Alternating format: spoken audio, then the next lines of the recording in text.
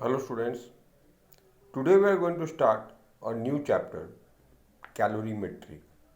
Two chapters are left, calorimetry and modern physics, so we are going to start calorimetry. As per the syllabus, this chapter has been divided into two parts.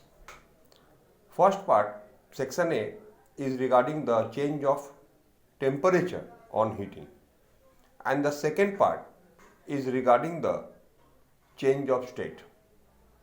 So both parts contain numericals. We will do the numericals of change of temperature, and in the further reduced syllabus the numerical of second part has been omitted. So we will do only the numericals of the first part. So today's class I am going to devote to the basics of the first part, and in the live class that will be held on Thursday we will do the numericals. Okay, now let's start. Concept of heat and temperature. Now what is heat? As we know, heat is what? The total amount of energy possessed by a body. The total kinetic energy of all the molecules present in a body. Total kinetic energy of all the molecules present in the body is called heat energy.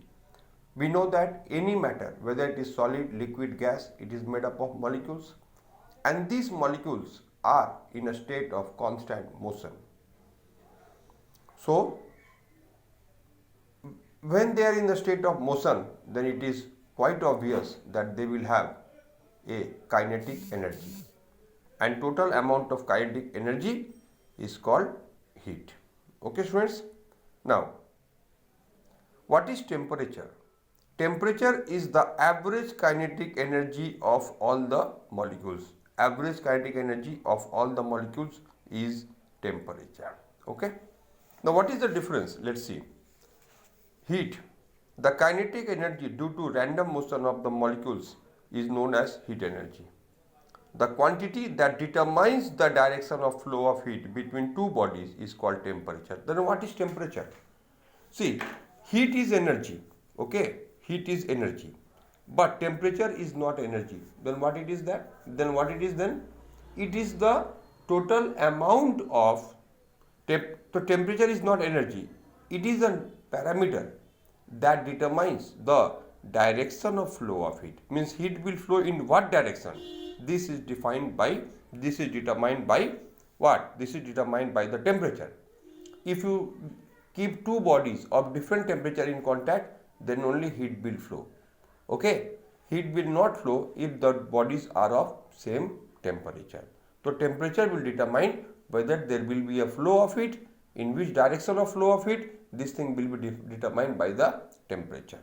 Okay, the SI unit of heat is joule, and the SI unit of temperature is Kelvin. Heat is measured by the principle. We cannot measure the heat content of the body. Heat is actually measured by the principle of calorimetry, but temperature can be measured directly by the help of a thermometer. Okay. Unit of heat. As we know, heat is energy, and as all energy has, it also have a unit. That is the what? That is the unit of heat is joule. Other most commonly used unit of heat is calorie, and 1 calorie is about 4.18 joule. Let us see what is the definition of calorie. The amount 1 calorie is the heat energy required to raise the temperature of 1 gram of water from 14.5 degrees Celsius to 15.5 degrees Celsius. Means through 1 degree. But what 1 degree? That is, that 1 degree will be from 14.5 to 15.5. So this heat required to raise the temperature of 1 gram of water is called calorie. 1 calorie is equal to 4.186 joule, or nearly 4.2 joule. Sometimes calorie is a smaller unit of heat, so we use bigger unit, kilocalorie and all this. Kilo means 1000, so 1 kilocalorie is what? 1000 calorie. And when we will do the sums, we will normally take 1 calorie is equal to 4.2 joule, so it will become 4200 joule. 1 kilocalorie is the heat energy required to raise the temperature of 1 kilogram of water from 14.5 to 15.5 degree Celsius. The unit kilocalorie is generally used to measuring the energy value of food. Okay, you must have seen that this food contains more calorie, that food contains less calorie, and all this. Now, factor affecting the quantity of heat required to raise the temperature of a body. Suppose we are heating a body, then one hot factor that rise in temperature will depend. So first of all, the first factor upon which the rise in temperature will depend is the mass of the body. Is what? Is the mass of the body. The second factor is what? Rise in temperature. Okay? So first thing, the quantity of heat required means how much heat we will give for a rise in temperature. How much heat will I provide for a rise in temperature? That depends upon some factors. First factor is what? The mass. If you have more mass, then you have to give more heat. Suppose in place of 1 liter water, you have to heat 5 liter water. Then obviously you have to give 5 times more heat. Second point is rise in temperature. Means more the temperature you want to rise, more heat. And third thing is that nature of substance. Nature of substance. Some substance get heated up quickly like metals.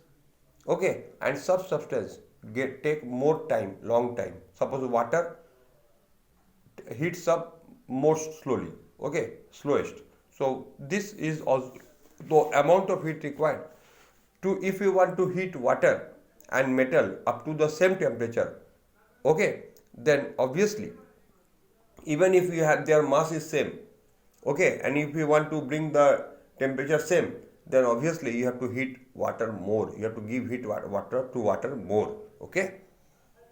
Heat or thermal capacity. Heat. The heat capacity of a body is the amount of heat required to raise its temperature. Okay. Now we are coming to next topic, heat capacity. What is heat capacity or thermal capacity? So heat capacity or thermal capacity is the amount of heat required to raise the temperature of the body. Is the amount of heat required to raise the temperature of the body. That is called heat capacity or thermal capacity. Okay, friend. Unit of heat capacity is joule per Kelvin or calorie per Kelvin. So SI unit is what? Joule per Kelvin or joule per. It can also be told joule per degree Celsius. Why? See, keep in mind, we know that you have done in lower classes that if we want to convert joule to Kelvin, we have to add, centigrade to Kelvin, you have to add 273. But keep in mind, 1 degree rise in Celsius scale is equal to 1 degree rise in Kelvin scale. The heat means if the temperature of Celsius increases by 1 degree, then the Kelvin also will increase by 1 degree. So that is why we write generally joule per Kelvin or joule per Celsius. Why? Because because 1 degree rise in Kelvin and 1 degree rise in Celsius, these are same thing. Okay, so Kelvin and Celsius are different scale, but this is the rise in is same. Okay, so don't get confused. Acha. So when we are dealing with heat capacity, we don't consider the mass. Specific heat capacity is what? The amount of heat required to raise the temperature of unit mass of a substance through 1 degree Celsius.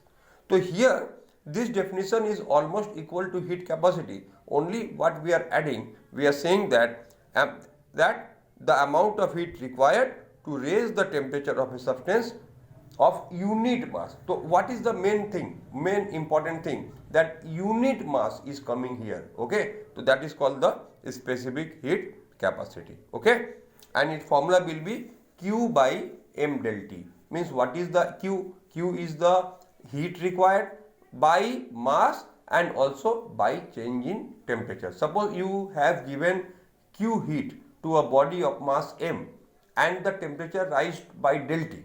So, okay, then the value of specific heat capacity will be Q by M del T, and hence the unit will be joule per Kelvin joule per kg per Kelvin or joule per kg per degree Celsius. So in that unit of heat capacity, mass is not there, kg is not there, but it is here. So this is the difference. Okay students? Acha. Heat capacity and specific heat capacity. Heat capacity is independent of mass, specific capacity depends upon the, okay. So here we have to consider it depends upon mass and it does not depend upon mass. So heat capacity does not depend mass, because if the mass will be more, suppose I have 1 kg copper, then heat capacity is suppose x. If I have 2 kg copper, then heat capacity will become 2x.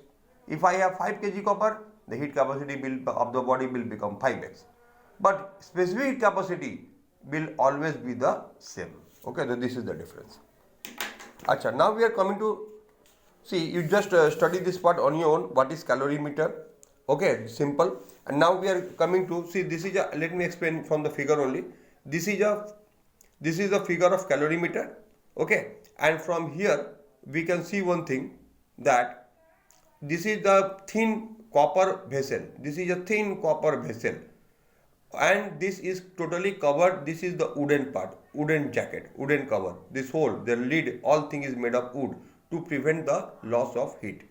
And here we will have a liquid and the solid that we will do, or do liquid also. And this is the stirrer. This is used to make the temperature uniform, and this is a thermometer that is used to record the temperature. Now this copper calorimeter, a question comes in ICSE, why copper calorimeter is made of thin sheet of copper. Okay, the reason is very simple, that copper is one of the best conductor of heat, and that is why we do it. Okay, so please, now let's come to principle of calorimetry. See, when two bodies of different temperature are mixed together, then heat lost by the hot body is equal to heat gained by the cold body. This is called principle of calorimetry. Okay students? So that is all up to today. So please don't miss the live class. In the live class I will do the numericals of this chapter. Okay, have a nice day.